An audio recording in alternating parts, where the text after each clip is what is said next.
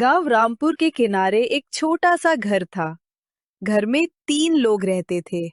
विक्रम, मेहनती पति, जो खेतों में खून पसीना बहाता था।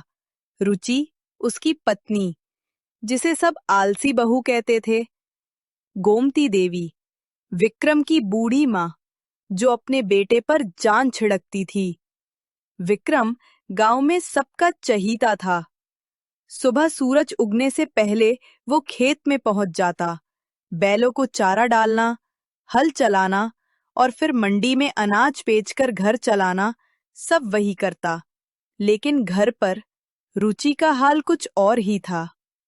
सुबह 9-10 बजे तक सोना, मोबाइल में फिल्में देखना, पड़ोसन मीना के घर बैठकर चुगली करना और घर का काम टालते रहना, यही उसकी दिनचर्या थी। खाना कभी बना देती, कभी कह देती, विक्रम, बाहर से पूरी सब्जी ले आना। मेरा मन नहीं कर रहा खाना बनाने का। गोमती देवी अक्सर ताने मारती। अरे बहू, घर में बहू आई है या रानी? सारा बोझ मेरे बेटे पर डाल दिया। लेकिन रुचि सुनकर हंस देती और कहती, अम्मा, जमाना बदल गया है। औरतें काम नहीं करती, काम तो नौकरों से कराया जाता है। धीरे धीरे मोहल्ले में बातें फैलने लगी। लोग कहते, बेचारा विक्रम दिन रात मेहनत करता है और बहू रानी आराम फरमाती है। पड़ोसन मीना हर किसी से यही चुगली करती। अरे, मैंने तो अपनी आंखों से देखा है, बहू दिन भर मोबाइल पर रहती है, खाना पीना भी ठीक से नहीं बनाती। विक्रम शर्मिंदा हो जाता, लेकिन वह सीधे सीधे रुचि को डांटता नहीं था। उसे उम्मीद थी कि एक दिन रुचि बदल जाएगी। लोगों की बातों से परेशान होकर एक दिन गोमती देवी ने गुस्से में कहा, बहू, जरा खाना बना लिया कर। बेटा खेत से थका हारा आता है, तब तक मैं ही उसकी देखभाल करती रहूंगी। रुचि भड़क गई। अम्मा, आप हर बात पर ताना क्यों देती हैं? मैंने क्या खेत बेच खा लिया है? मैं भी तो घर की बहू हूँ। आपकी सेवा करना मेरी नौकरी थोड़ी है। ये सुनकर गोमती देवी की आंखों में आंसू आ गए। वह चुपचाप अपने कमरे में चली गई। विक्रम ने सब सुना मगर चुप रहा। अचानक उस साल बहुत तेज बारिश हुई। खेतों में पानी भर गया। घर की छत से भी पानी टपकने लगा और गोदाम में रखा अनाज भीगने लगा। विक्रम को बुखार हो रहा था, मगर रुचि ने परवाह तक ना की। वो कमरे में मोबाइल पर फिल्म देखती रही।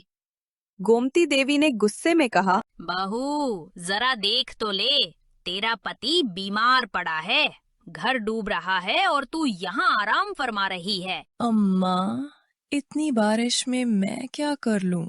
ये सब मर्दों का काम है। उसी बारिश की रात एक बड़ा हादसा हुआ। घर के गोदाम में रखे बोरे और खेत से पानी की मोटर गायब हो गई। सुबह गांव में हंगामा मच गया। विक्रम के घर चोरी हो गई है। सारे गांव वाले इकट्ठा हो गए। सरपंच ने पूछा, विक्रम, तुम्हें किसी पर शक है क्या? विक्रम चुप रहा, लेकिन कुछ पड़ोसियों ने धीमी आवाज में कहा, कहीं ये काम घर के अंदर से तो नहीं हुआ? धीरे धीरे चुगली फैल गई कि शायद रुचि ने ही चोरी करवाई है, क्योंकि वो आलसी थी, खर्चीली थी और हमेशा पैसे की मांग करती थी। गोमती देवी ने भी ताना मारते हुए कहा, बहू, कहीं ये तेरी करतूत तो नहीं? तू दिन रात मोबाइल पर किससे बातें करती रहती है? क्या आप मुझ पर शक कर रही हैं?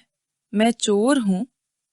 गांव की औरतों ने हंगामा और बढ़ा दिया। हाँ हाँ, चोरी अंदर से ही हुई है। बहू ने ही चोरों को बुलाया होगा। विक्रम की आंखें भर आईं। उसने कुछ नहीं कहा, मगर उसके दिल में भी शक का बीज पड़ गया। रुचि पहली बार खुद को अकेली और बेगुनाह महसूस कर रही थी। रात को उसने रोते हुए कहा, भगवान, मैंने चोरी नहीं की, लेकिन कोई मेरी बात पर भरोसा नहीं कर रहा। विक्रम बुखार में था और चुपचाप बिस्तर पर लेटा रहा। दूसरे दिन हालात और बिगड़े। खेत में काम बाकी था, घर में छत टपक रही थी और चोरी की वजह से सबका मजाक उड़ रहा था। रुचि ने पहली बार सोचा। अगर मैंने अब जिम्मेदारी नहीं ली तो सब मुझे दोषी मानेंगे। उसने पहली बार खुद रोटियां बेली, फिर गोदाम में जाकर अनाज को संभाला, खेत में जाकर खुद पंप चलाने की कोशिश की। 3 दिन बाद गांव के चौकीदार ने खबर दी, सरपंच जी, असली चोर पकड़े गए हैं। वो बाहर के बदमाश थे जो कई घरों में चोरी कर चुके हैं। गांव में हंगामा मच गया। सबको पता चला कि रुचि बेगुनाह है। गोमती देवी को शर्म आई।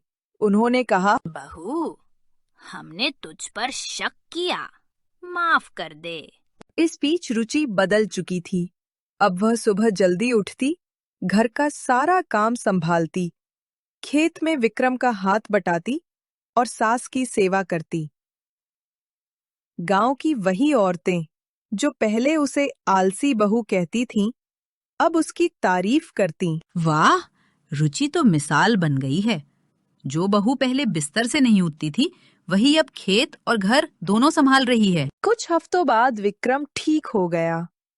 उसने देखा कि घर पहले से ज्यादा संवरा हुआ है। खेत में फसलें लहलहा रही हैं और उसकी माँ खुश है। विक्रम ने रुचि को देखा और कहा, रुचि, तुम पर शक करके मैंने गुनाह किया। तुमने साबित कर दिया कि सच्ची पत्नी वही है जो मुश्किल वक्त में साथ दे। रुचि की आंखों में आंसू आ गए। उसने कहा, मैंने गलती की थी विक्रम, मैंने जिम्मेदारी से मुंह मोड़ा, लेकिन अब मैं सिर्फ तुम्हारी पत्नी नहीं, तुम्हारी साथी बनकर रहूंगी। ये कहानी हमें सिखाती है कि रिश्ते केवल प्यार से नहीं, जिम्मेदारी और मेहनत से चलते हैं। आज की कहानी यही पूरी होती है। आप चैनल को सब्सक्राइब करना ना भूलें। धन्यवाद।